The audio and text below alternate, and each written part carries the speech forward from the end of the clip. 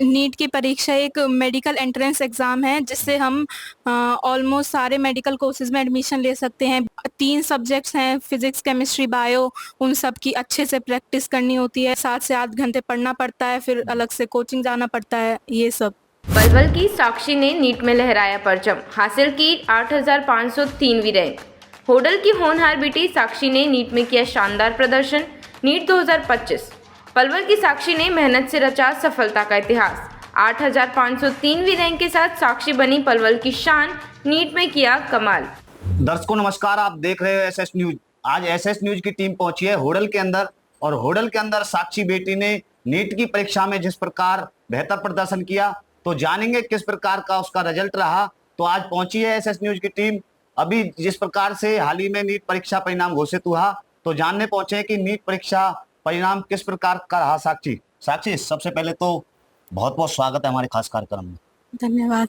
सबसे पहले तो हमारे दर्शकों को आप अपना परिचय कराएं, और नीट की परीक्षा आपने पास की है, कितनी रैंक रही है?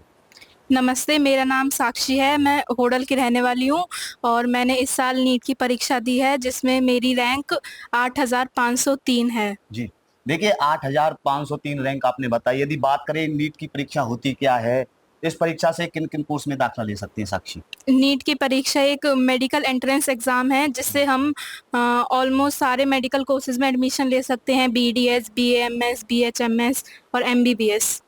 यदि देखिए बात करें साक्षी, नीट की परीक्षा को भारत की सबसे बड़ी परीक्षा माना जाता है, 7वीं परीक्षा माना जाता है, लेकिन हर साल 25 लाख के आसपास बच्चे इस परीक्षा में बैठते हैं। यदि बात करें कठिनाइयों को लेकर, तो अब तक का जो आपका सफर रहा, किस प्रकार रहा संघर्ष, उस चीज को लेकर के आप क्या कहें?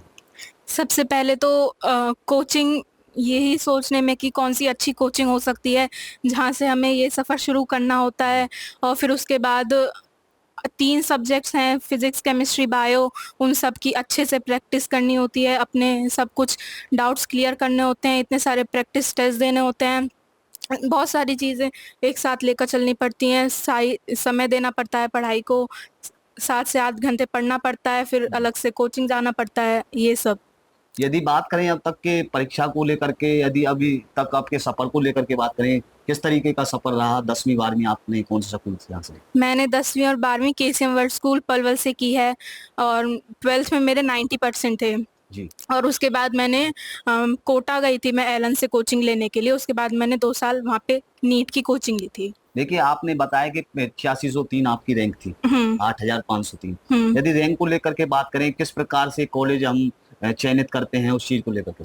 अभी नीट के कॉलेज, इससे हमें कॉलेज लेने के लिए पहले NMC की जो काउंसलिंग होती है उसमें पार्टिसिपेट करना पड़ेगा। फिर उसके बाद हमें कॉलेज में चॉइस फिलिंग मिलती है, वो करनी है। उसके बाद हमें कॉलेज मिलेगा। फिर हम आपने घर बैठ करके तैयारी की या कहीं से कोचिंग ली? नहीं, मैंने कोचिंग ली थी एलन से कोटा। अच्छा, कितने दिनों से? मैंने 2 साल कोचिंग ली थी। अच्छा, किस तरीके का वहाँ संघर्ष रहा कोटा रह करके? कोटा रह करके संघर्ष काफ़ी था क्योंकि वहाँ पे एक पूरा नया इन्वायरमेंट था, सब कुछ नया था, कोई घर वाले हमारे नहीं थे और हॉस्टल में रहना होता था, इस तरीके से। साक्षी, मैं अब तक बात करूँ, टीचर और पेरेंट्स का किस प्रकार का सहयोग है? टीचर्स और पेरेंट्स दोनों का बहुत सहयोग रहा। मेरी मम्मी 1 महीने मेरे साथ रही थी वहाँ पर, और टीचर्स भी काफ़ी हेल्पफुल थे वहाँ के। कभी भी हमें डाउट्स होते थे तो हमें कभी भी हेल्प करते थे। जो जो विद्यार्थी 9th-10th में हैं, उनको क्या संदेश देना चाहोगी? किस प्रकार से इसकी मेहनत करनी चाहिए? किस प्रकार सफलता हासिल हो सकती है? 9th-10th वाले बच्चे अभी से ही इसकी तैयारी शुरू करें क्योंकि नीट में कंपटीशन बढ़ता ही जा रहा है और इसके लिए उन्हें सबसे पहले अपने जो छोटे-छोटे कॉन्सेप्ट्स हैं वो क्लियर करके चलने हैं, और इस पेपर में जितनी हो सकती है उतनी प्रैक्टिस करनी चाहिए क्वेश्चंस की। किस प्रकार से इसका फॉर्म फिल कराते हैं, यदि कोई नीट की परीक्षा होती है? फरवरी में इसके फॉर्म्स निकलते हैं, वो हमें फिल करने होते हैं बस। एग्जाम कब होते हैं इसके? एग्ज़ाम मई में होता है, फर्स्ट संडे को। अब आपकी जैसे 8503 रैंक आई है, 8,503, हुँ। तो अब आपका कौन सा कॉलेज आपने चयन किया? मैं ESIC फरीदाबाद में जाना चाहती हूँ कॉलेज। अच्छा, हाँ, अभी कंफर्म नहीं हुआ। क्या संदेश देना चाहोगे हमारे चैनल के माध्यम से और विद्यार्थियों को? यही कि मेहनत करें, टाइम लगता है चीज़ों में तो हो जाएगा, मेहनत करते रहो बस। तो दर्शकों, आपने सुना जिस प्रकार से अभी हाल ही में नीट परीक्षा परिणाम घोषित हुआ, तो आज पहुंची है एसएस न्यूज की टीम होडल के अंदर और देखा साक्षी ने किस प्रकार का संघर्ष रहा और इन्होंने अभी जो नीट की परीक्षा परिणाम में 8,503 रैंक हासिल की है। आगे किस तरीके की प्रतिक्रिया जिले के अंदर रहने वाली है वो हर एक प्रतिक्रिया आपको दिखाने का काम करते रहेंगे। बहुत बहुत धन्यवाद। धन्यवाद। आप सभी का बहुत बहुत धन्यवाद।